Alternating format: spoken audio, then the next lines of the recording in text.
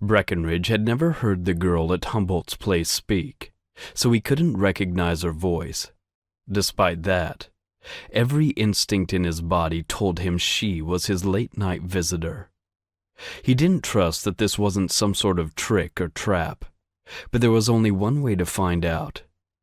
He raised the pistol and eared back the hammer, just in case, and said, "Here I am, gal. I'm warning you, though. You best not try anything funny." The undergrowth crackled a little as the girl made her way toward him. She stepped out of the brush and into the little clearing where he had camped. Even though there was almost no light from the moon and stars under the trees, his keen eyes spotted her. She was only an indistinct shape in the gloom. "That's far enough," Breckenridge told her. "Who are you? And what are you doing here?" "My name's Sadie Humboldt," she answered without hesitation. "I followed you from my grandpap's farm, mister.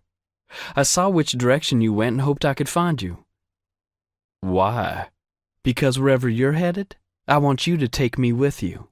Otherwise, I'm going to be stuck there taking care of Grandpap until he dies. And then I'll just have to marry some old farmer who'll be more of the same. I want to get out and have me some fun before that happens." To a certain extent, Breckenridge could sympathize with her. Back home, he had spent many pleasant hours daydreaming about running away from his family's farm and having adventures instead of spending all his time either working like a dog or sleeping an exhausted sleep. Now he had left home, but it wasn't anything like what he had envisioned. Parts of his current existence weren't really that bad. He liked being out in nature and seeing new places and things, but he could never forget that he was a wanted fugitive, on the run from the law forevermore. Breckenridge climbed to his feet and asked, "How old are you anyway, girl?" "I'm 16, Sadie said, "but don't let that worry you, mister. I don't care how much older than me you are."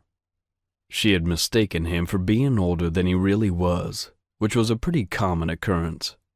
Rather than correct her, he said, "You ain't old enough to be running away from home, especially with a strange man. Your grandpap would be coming after me with a posse. I don't need the extra trouble." "Yeah, Pap said you were likely on the run from the law. He liked you anyway. I don't think he'd be too upset if he knew I was with you. That's why I left him a note telling him I'd gone after you and planned to travel with you. I can't write that good, but I was able to manage that much." Breckenridge bit back a groan of dismay.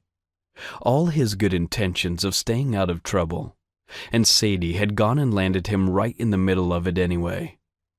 He bet that if the law showed up on the Humboldt farm now, the old man wouldn't be so generous about not mentioning that he'd seen Breck